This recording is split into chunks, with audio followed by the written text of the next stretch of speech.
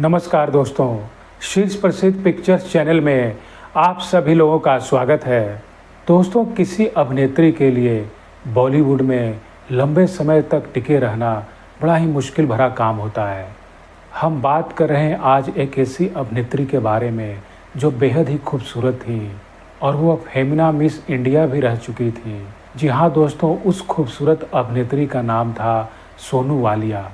1985 में उन्होंने Femina miss India का खिताब जीतकर बॉलीवुड में अपना कदम रखा था और उस दौर में इंडस्ट्री में आते ही उन्होंने बॉलीवुड में अपनी एक ख़ास जगह बना ली थी और उस दौर की बड़ी बड़ी अभिनेत्रियों को उन्होंने टक्कर दिया था।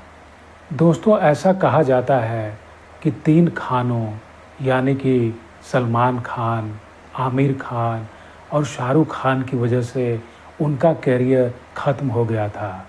और इस बात को लेकर सोनू वालिया ने खुद एक इंटरव्यू के दौरान यह बात बताई थी कि उनका बहुत ही ज़्यादा खूबसूरत होना और हीरो के मुकाबले उनका लंबी हाइट का होना उनके फिल्मी कैरियर पर एक बड़ा असर डाला, क्योंकि वह तीनों खान उनसे हाइट में काफ़ी छोटे थे। तो दोस्तों, ऐसा कहा जाता है कि उनकी लंबी हाइट होने की वजह से उस दौरान बॉलीवुड की ए ग्रेड फिल्मों में उन्हें काम मिलना लगभग बंद हो गया था, क्योंकि उस दौरान कोई भी निर्माता सोनू वालिया को लेकर कोई रिस्क नहीं लेना चाहते थे, क्योंकि उन लोगों का कहना था कि सोनू वालिया जहां हाइट में ज़्यादा लंबी दिखती थी, वहीं हीरो हाइट में छोटे दिखते थे, तो यह मिसफिट लगता था। कहीं से भी इन दोनों की कोई कॉम्बिनेशन नहीं बनती थी। तो इस वजह से इंडस्ट्री के निर्माता लोग सोनू वालिया को इग्नोर करने लगे। हालांकि दोस्तों, 1988 में सोनू वालिया की एक सुपरहिट फिल्म आई थी और उस फिल्म का नाम था खून भरी मांग, और इस फिल्म में रेखा और कबीर बेदी प्रमुख भूमिका में थे और इस फिल्म का निर्देशन किया था राकेश रोशन ने।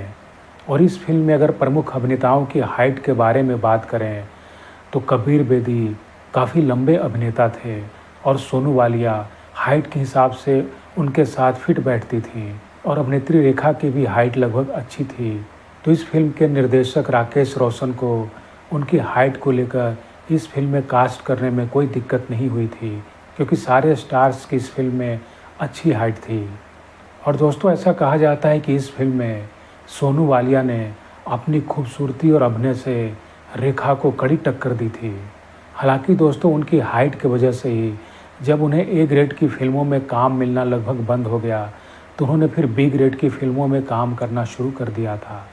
और ऐसा कहा जाता है कि उन्हें मन लायक फिल्में न मिलने के कारण आगे जाकर धीरे धीरे उन्होंने फिल्मों से दूरी बना ली थी और फिर कुछ समय के बाद ही उन्होंने फिल्मों से लगभग एक तरह से संन्यास ले लिया था। धन्यवाद।